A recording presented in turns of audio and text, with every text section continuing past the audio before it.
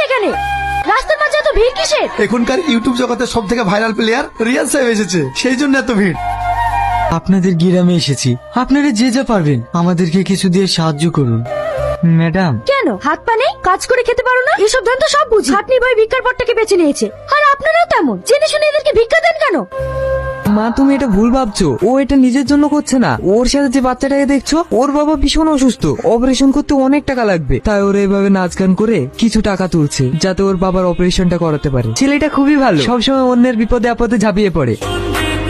আমি না জেনে অনেক বড় ভুল করে ফেললাম, ওকে আমার এইভাবে বলাটা উচিত হয়নি। হ্যাঁ ম্যাডাম, এর জন্যই বলে কারো সম্বন্ধে কোনো কিছু না জেনে কোনো মন্তব্য করতে নেই। এ যুগে অনেক বড় লোক আছে, কিন্তু তাদের সবকিছু থেকেও তারা কোনো অসহায় মানুষকে সাহায্য করে না। আর এই ছেলেটিকে দেখুন, গরিব হতে পারে কিন্তু তার মনটা অনেক বড়।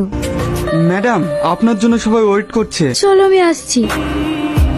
কি ব্যাপার আপনি? কালকে আমি না জেনে তোমাদের সঙ্গে অনেক খারাপ ব্যবহার করেছি, তার জন্য সরি। না না, আপনার কথাই আমরা কিছু মনে করিনি। একটা কথা কি জানেন ম্যাডাম, যাদের কপাল খারাপ হয় তাদের এইরকম কথা প্রত্যেক দিনই শুনতে হয়। এই গরিবদের দুঃখ কষ্ট বোঝার মতো ক্ষমতা খুব কম মানুষেরই আছে, কারণ গরিবরা তো এই পৃথিবীতে শুধুমাত্র কষ্ট পাওয়ার জন্যই আসে। আমি বুঝতে পেরেছি তুমি আমার কথাতে অনেক কষ্ট পেয়েছো। একজন মানুষের কোনো কিছু না থেকেও যে আরেকটা মানুষের পাশে দাঁড়াতে পারে, সেটা তোমাকে দেখেই শিক্ষা নেওয়া উচিত।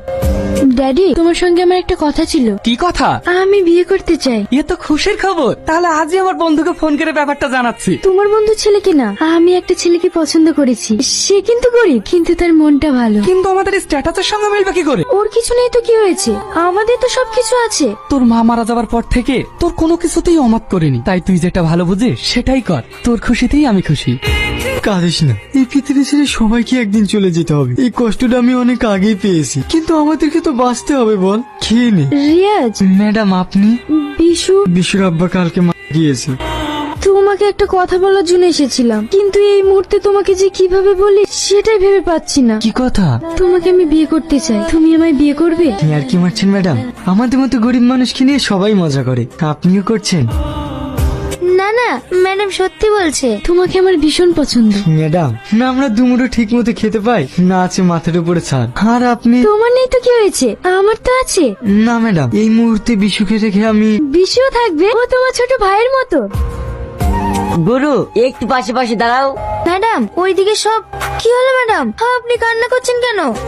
এখন কান্না করে লাভ কি ম্যাডাম? আপনি তো নিজের হাতে সবকিছু শেষ করে দিয়েছেন। বিশু, আমি তোর ভাবিকে খাবারটা দিয়ে আসি। আজও অপমান হচ্ছে যাচ্ছ। কেন অপমান হতে যাবো? ও তো আমার বউ। খাবারটা দিয়ে আসি, না হলে আমার না খেয়ে থাকবে। তোমাকে ভাবে কোনোদিনই ভালো চোখে দেখে না, দিনের পর দিন তোমাকে অনেক অত্যাচার করে, তবুও তুমি কিছু মনে করো না। অনেক বেলা হয়ে গেছে, খাবারটা খেয়ে নাও। এই ইডিয়েট,